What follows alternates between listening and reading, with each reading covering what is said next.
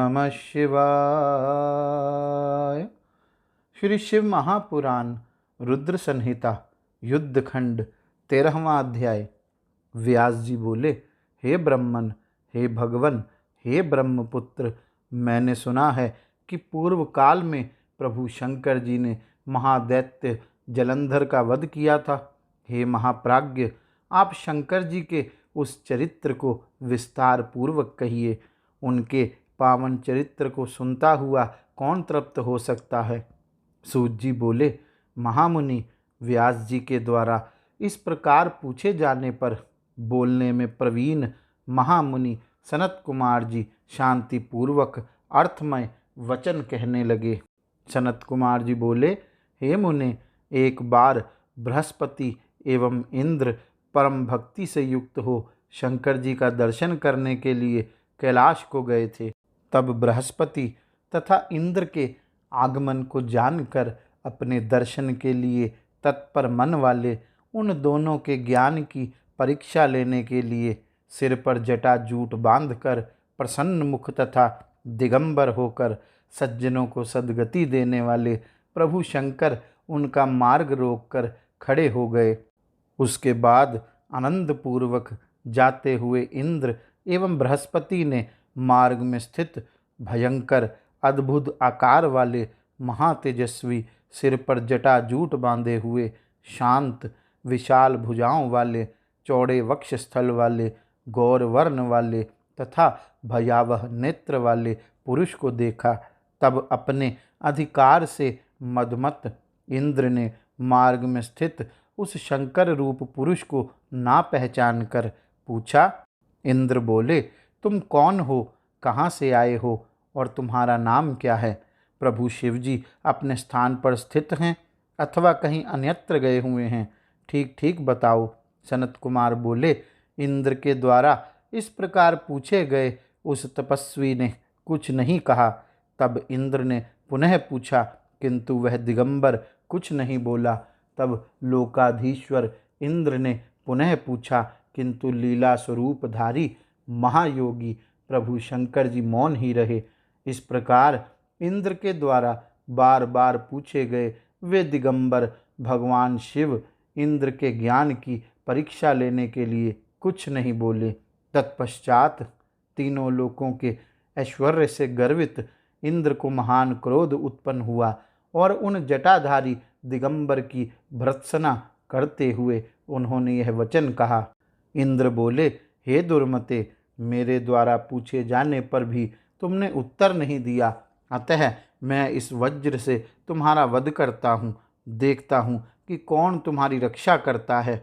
सनत कुमार बोले, ऐसा कहकर उन इंद्र ने क्रोध से उस दिगंबर की ओर देखकर उसे मारने के लिए हाथ में वज्र उठा लिया।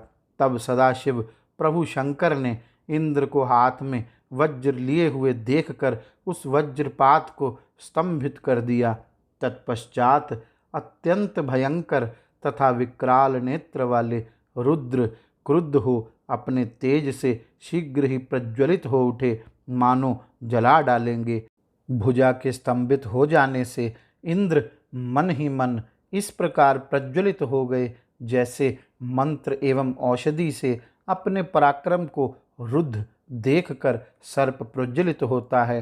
तब अपने तेज से प्रज्वलित होते हुए उस पुरुष को देखकर और बुद्धि से उन्हें प्रभु शंकर जानकर बृहस्पति ने प्रणाम किया। उसके बाद उदार बुद्धि वाले बृहस्पति हाथ जोड़कर पृथ्वी पर दंडवत प्रणाम करके प्रभु की स्तुति करने लगे। गुरु बोले, देवाधिदेव महादेव परमात्म स्वरूप सर्वसमर्थ तीन नेत्र वाले तथा जटाजूट धारी महेश्वर, आपको प्रणाम है।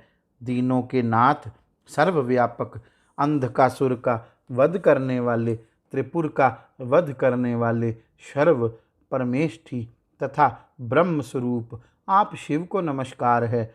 विरूपाक्ष, रुद्र, बहुरूप, विरूप, अतिरूप तथा रूप से अतीत आप शंभु को नमस्कार है। दक्ष यज्ञ का विध्वंस करने वाले, यज्ञों का फल देने वाले, यज्ञ स्वरूप तथा श्रेष्ठ कर्म में प्रवृत्त करने वाले, आप शिव को नमस्कार है। कालांतक, काल स्वरूप, काल रूप, सर्प को धारण करने वाले परमेश्वर तथा सर्वत्र व्यापक आप शिव को नमस्कार है। ब्रह्मा के सिर को काटने वाले ब्रह्मा तथा चंद्रमा से स्तुत आपको नमस्कार है। ब्राह्मणों का हित करने वाले आपको नमस्कार है। आप परमात्मा को नमस्कार है। आप ही अग्नि, वायु तथा आकाश हैं। आप ही जल तथा पृथ्वी हैं। आप ही सूर्य, चंद्रमा तथा नक्षत्र हैं। आप ही समस्त तारागण हैं। आप ही विष्णु हैं तथा आप ही उनसे स्तुत परमेश्वर हैं। आप ही सनकादि मुनि हैं। आप ही ब्रह्मा हैं तथा आप ही तपोधन नारद हैं। आप ही सारे जगत के ईश्वर हैं तथा आप ही जगत स्वरूप हैं। आप ही सबसे अन्वित, सबसे भिन्न एवं प्रकृति से परे हैं। आप ही ब्रह्मा नाम धारण कर रजोगुण से युक्त होकर सभी लोकों की सृष्टि करते हैं। आप ही विष्णु रूप होकर सत्वगुण युक्त हो संपूर्ण जगत का पालन करते हैं। हे महादेव, आप ही हर का रूप धारण करके तमोगुण से युक्त होकर संपूर्ण 5 भौतिक जगत का लीला पूर्वक संहार करते हैं। हे विश्वभावन, आपके ही ध्यान बल से सूर्य तपता है, चंद्रमा लोक में अमृत बरसाता है और पवन बहता है। हे शंकर, आपके ही ध्यान बल से मेघ जल की वृष्टि करते हैं और आपके ही बल से इंद्र पुत्र के समान त्रिलोकी की रक्षा करते हैं। मेघ, सभी देवता एवं मुनीश्वर आपके ध्यान बल से तथा आपके भय से चकित होकर अपने अपने कर्तव्य का पालन करते हैं। हे रुद्र, आपके चरण कमल के सेवन के प्रभाव से ही मनुष्य इस पृथ्वी पर अन्य देवताओं की उपासना नहीं करते हैं और इस त्रिलोक के ऐश्वर्य का भोग करते हैं। इतना ही नहीं, वे आपके चरण कमलों की सेवा से ही योगियों के लिए भी अगम्य तथा दुर्लभ गति प्राप्त करते हैं।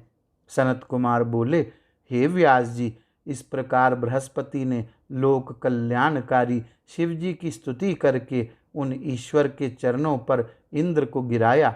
सिर नीचा किए हुए इंद्र को शिव जी के चरणों में गिराकर विनयावनत बृहस्पति ने शिव जी से यह कहा। बृहस्पति बोले, हे दीनानाथ, हे महादेव, आपके चरणों पर गिरे हुए इंद्र का उद्धार कीजिए और अपने नेत्रज क्रोध को शांत कीजिए। हे महादेव, आप प्रसन्न हो जाइए और शरण में आए हुए इंद्र की रक्षा कीजिए।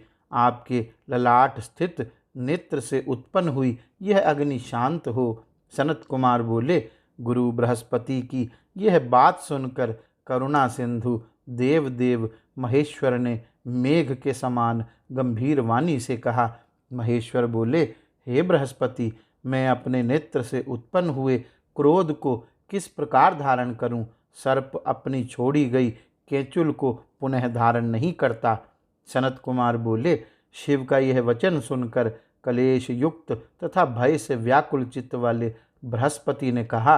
बृहस्पति बोले, हे देव, हे भगवन, आपको भक्तों पर सर्वदा दया करनी चाहिए। हे शंकर, आप अपने भक्त वत्सल नाम को सत्य कीजिए। हे देवेश, आप अपने इस अत्यंत उग्र तेज को अन्यत्र छोड़ दीजिए। हे समस्त भक्तों का उद्धार करने वाले, आप इंद्र का उद्धार कीजिए। सनत कुमार बोले, बृहस्पति के ऐसा कहने पर भक्त वत्सल नाम वाले तथा भक्तों का दुख दूर करने वाले रुद्र प्रसन्नचित्त होकर देव पूज्य बृहस्पति से कहने लगे।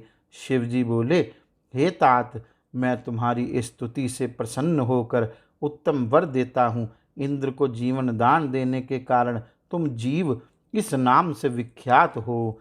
मेरे भाल स्थित नेत्र से इंद्र को मारने वाली जो यह अग्नि उत्पन्न हुई है, इसे मैं दूर फेंक देता हूँ, जिससे यह इंद्र को पीड़ा न पहुँचाए।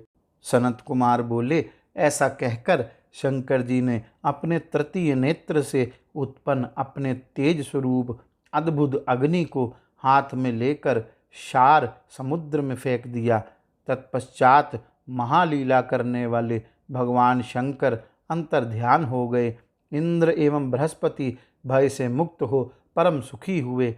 इस प्रकार जिनके दर्शन के लिए इंद्र एवं बृहस्पति जा रहे थे, उनका दर्शन पाकर वे कृतार्थ हो गए और प्रसन्नतापूर्वक अपने स्थान को लौट गए। इस प्रकार श्री शिव महापुराण के अंतर्गत द्वितीय रुद्र संहिता के पंचम युद्ध खंड में जलंधर वधोपाख्यान के अंतर्गत शक्र जीवन वर्णन नामक 13वां अध्याय पूर्ण हुआ। गौरी शंकर भगवान की जय। ओम नमः शिवाय।